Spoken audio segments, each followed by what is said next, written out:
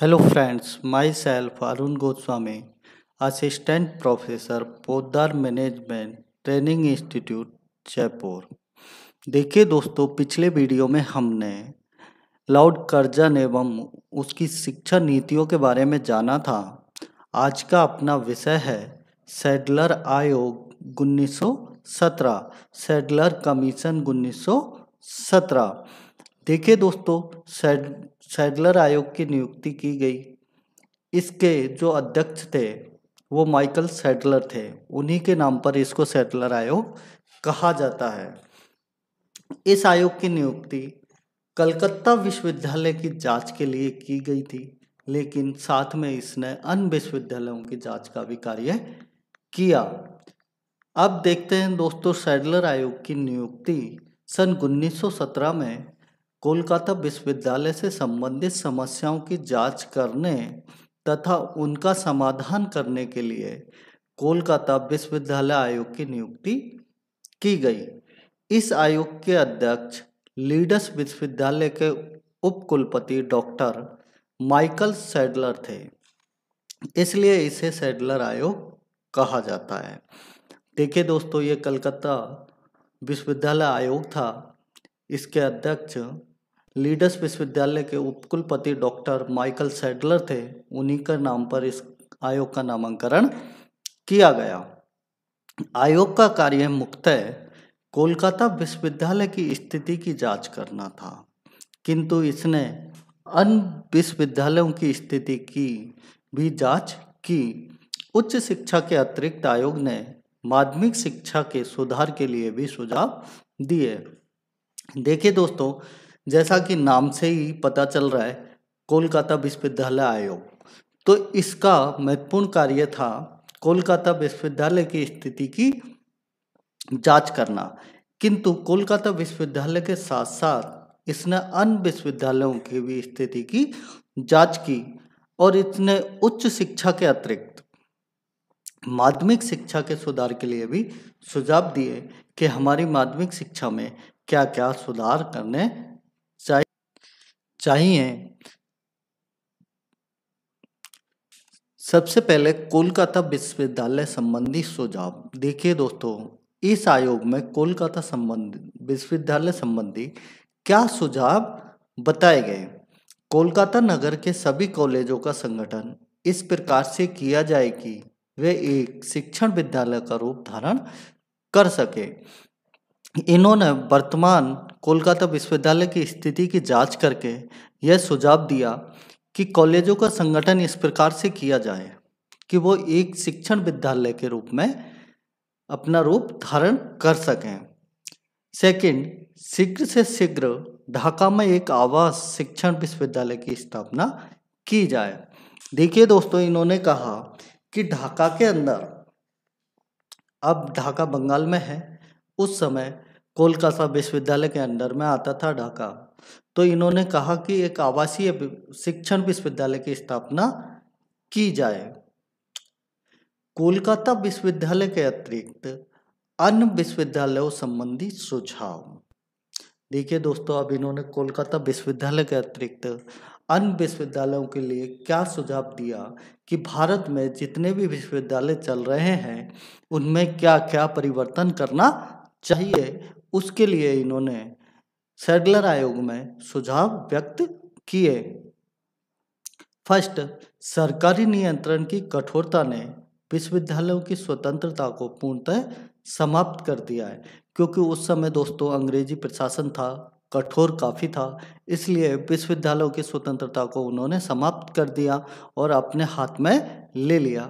अतः सरकार को अपना नियंत्रण ढीला करना चाहिए। इन्होंने कहा कि यदि विश्वविद्यालयों को इनकी शिक्षा को उच्च करना है तो सरकार को अपना नियंत्रण ढीला करना होगा। सीनेट के स्थान पर प्रतिनिधि अदालत तथा सिंडिकेट के स्थान पर कार्यकारिणी समिति का प्रत्येक विश्वविद्यालय में गठन किया जाए। इसमें अध्यापकों को भी प्रतिनिधित्व दिया जाए। देखिए दोस्तों, उस समय सीनेट संस्था थी, तो इस आयोग में सुझाव दिए गए कि सीनेट संस्था के स्थान पर प्रतिनिधि अदालत तथा सिंडिकेट के स्थान पर कार्यकारिणी समितियों का गठन किया जाए और प्रत्येक विश्वविद्यालय में गठन किया जाए और जिसमें भी अध्यापकों का प्रतिनिधित्व अधिक दिया जाए। थर्ड, उपकुलपति का पद वैतनिक कर दिया जाए। इससे पहले दोस्तों जो कुलपति होते थे उनको वेतन नहीं दिया जाता था। इस आयोग ने सुझाव दिया कि जो उपकुलपति का पद है उसके लिए वेतनमान निश्चित किया जाए। नेक्स्ट, प्रत्येक विश्वविद्यालय में एकेडमिक काउंसलिंग का गठन किया जाए जो परीक्षा, पाठ्यक्रम, अनुसंधान आदि की देखरेख करें। देखिए दोस्तों, सैडलर कमीशन में बताया गया कि प्रत्येक विश्वविद्यालय में, भारत के यानी सभी विश्वविद्यालयों में एकेडमिक काउंसलिंग का गठन किया जाए जो परीक्षा से संबंधित पाठ्यक्रम है उसका अनुसंधान आदि की देखरेख करें। नेक्स्ट, मुसलमानों को उच्च शिक्षा प्राप्त करने के लिए विशेष रूप से प्रोत्साहित किया जाए। देखिए दोस्तों, सैडलर कमीशन में मुस्लिम समुदाय को, जो अल्पसंख्यक वर्ग था उस समय, इसको शिक्षा प्राप्त करने के लिए विशेष प्रावधान किए गए और विशेष रूप से इनको प्रोत्साहित करने की बात की गई। नेक्स्ट, प्रत्येक विश्वविद्यालय में वैज्ञानिक विषयों का प्रयोगात्मक रूप से शिक्षण किया जाए। देखिए दोस्तों, इस आयोग में कहा कि जो वैज्ञानिक विषय हैं जैसे विज्ञान से रिलेटेड बायोलॉजी, केमिस्ट्री, फिजिक्स आदि, इनके प्रयोगात्मक रूप से शिक्षण कराने की व्यवस्था की जाए कि प्रयोग के द्वारा बच्चों को सिखाया जाए। नेक्स्ट, औद्योगिक तथा व्यावसायिक शिक्षा पर पर्याप्त ध्यान दिया जाए। देखिए दोस्तों, ये सबसे महत्वपूर्ण बात की गई इस आयोग में कि औद्योगिक तथा व्यावसायिक शिक्षा पर पर्याप्त ध्यान दिया जाए, क्योंकि देखिए दोस्तों, जब हर व्यक्ति का, हर छात्र का एक महत्वपूर्ण उद्देश्य होता है कि जब शिक्षा प्राप्त करने के बाद वो अच्छा उद्योग स्थापित करें या अच्छा व्यवसाय स्थापित करें, तो इसमें कहा कि शिक्षा, जो औद्योगिक एवं व्यावसायिक शिक्षा है उस पर ध्यान अधिक दिया जाए।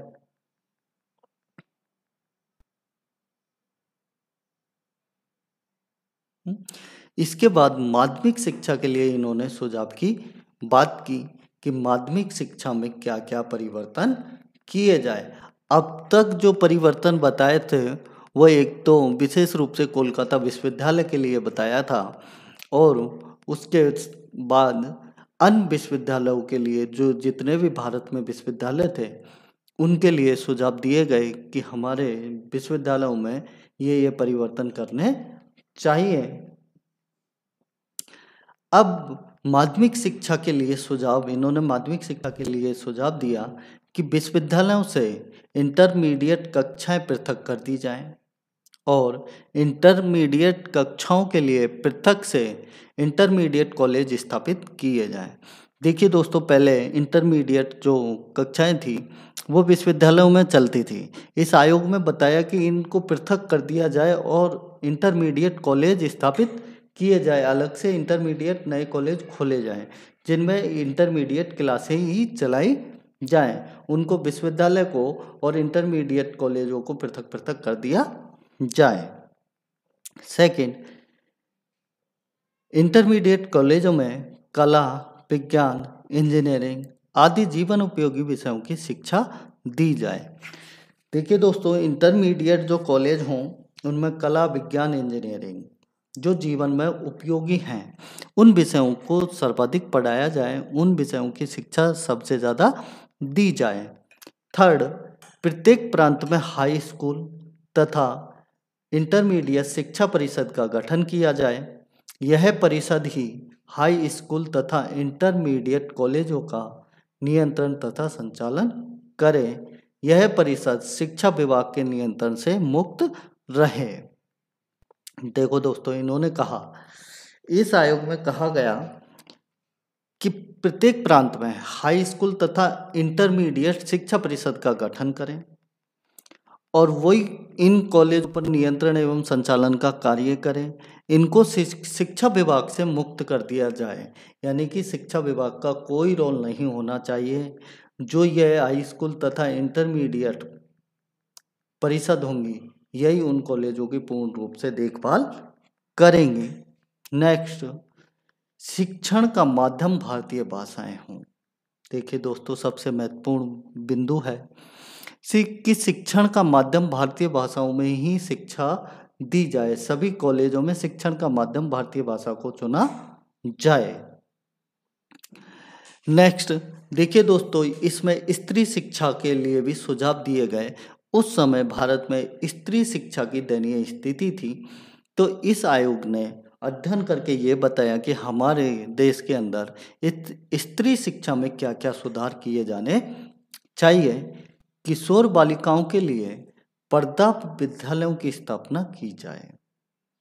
देखिए दोस्तों, जो किशोर बालिका हैं उनके लिए अलग से स्कूलें स्थापित किया जाए, जो पर्दा एक अलग से सेपरेट स्कूलें हों, केवल जिनमें बालिकाओं को ही प्रवेश दिया जाए। नेक्स्ट, अध्यापिकाओं को प्रशिक्षण हेतु प्रोत्साहित किया जाए। देखिए दोस्तों, जब यह बालिका स्कूल खोलेंगे तो उनमें अध्यापिकाओं का ही नियुक्ति की जाएगी। तो इसलिए इन्होंने कहा, इस आयोग में कहा गया कि अध्यापिकाओं के प्रशिक्षण के लिए उन्हें प्रोत्साहित किया जाए और प्रशिक्षण की व्यवस्था भी की जाए। थर्ड, स्त्री शिक्षा की देखरेख के लिए कोलकाता विश्वविद्यालय में special board of women's education का गठन किया जाए। और देखिए दोस्तों, इन्होंने कोलकाता विश्वविद्यालय में special board of women's education के गठन की बात की, जो स्त्री शिक्षा का विशेष रूप से ध्यान रखे। स्त्री शिक्षा तथा बालिका विद्यालय व विश्वविद्यालयों का समय समय पर देख रेख करते रहें तथा निरीक्षण भी करते रहें। थैंक्स दोस्तों।